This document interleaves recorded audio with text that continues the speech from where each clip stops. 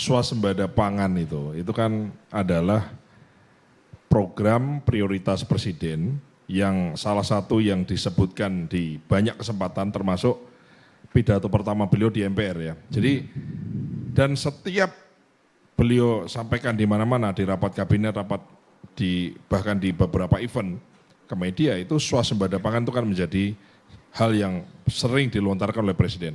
Artinya ini kan program prioritas. Nah, swasembada pangan ini kan banyak ya. Jadi ada beras, ada jagung, ada gula dan seterusnya.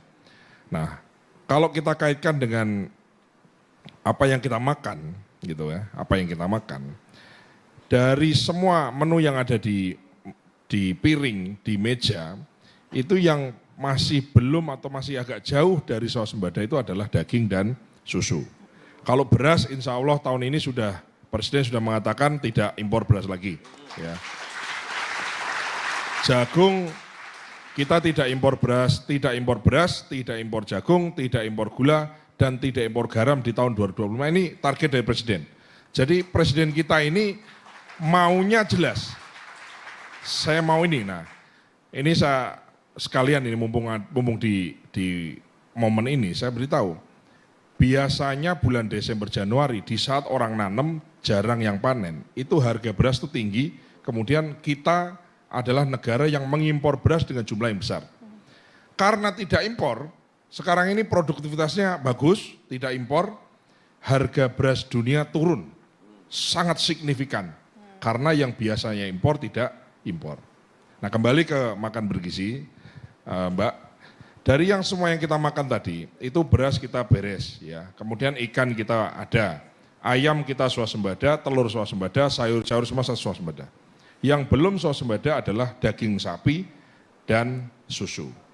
Kita ini masih impor susu. Dari semua susu yang ada, itu kita 80% kita impor. Nah, Presiden mengatakan makan bergizi yang impor sebisa mungkin kita tidak pakai. Ya, kita substitusi dengan sumber protein yang lain, yang kita swasembada. Oleh karena itu dari tahun lalu, ya saya jadi wamen di periode Pak Jokowi, kita sudah mencanangkan dan insya Allah ya ini peraturan pemerintahnya sudah diteken oleh Presiden, maka kita akan mendatangkan sapi hidup. Tidak bisa tidak, karena jumlah orang bertambah, jumlah ternak bertambah kalau dibandingkan, orang itu lebih cepat nambah dibandingkan ternak kita. Nah, oleh karena itu pemerintah dalam 5 tahun ke depan sudah dicanangkan akan mendatangkan sapi hidup totalnya 2 juta.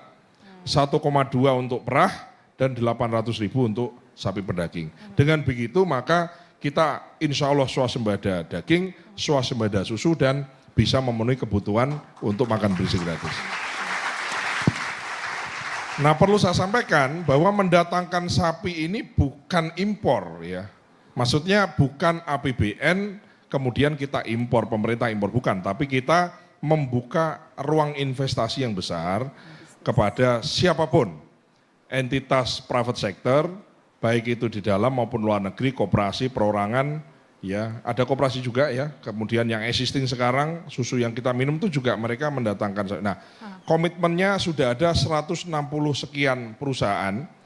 Jadi pemerintah fasilitasi, lahannya kita siapkan, kemudian nanti komitmen dengan makan bergizi gratisnya kita siapkan. Sehingga investor itu mendatangkan sapi hidup itu juga ada jaminan pembelian daging maupun susunya. Sehingga ini makan bergizi ini emerging market. Ini bisa menjadi switching ya, bisa menjadi semacam ledakan ekonomi yang baik bagi negara kita ya. Karena immediately ada konsumsi dengan jumlah yang sangat besar dan itu sangat men-trigger ekonomi kita, dan karena sifatnya adalah makan, maka kebutuhan makan ini dipenuhi oleh bahan-bahan yang berasal dari sekitar titik-titik yang menjadi dapur, menjadi titik-titik di sekitar siswa yang mendapatkan manfaat dari makan bergizi ini. Jadi ini sekali lagi makan bergizi ini program yang sangat luar biasa, dan Kementerian Pertanian ya sekali lagi kami fokus di produksi, kami memastikan produksi cukup sesuai dengan instruksi Presiden untuk tidak impor, mengurangi impor dan memperkuat produksi dalam negeri kita untuk kesulitan pangan. Saya kira itu.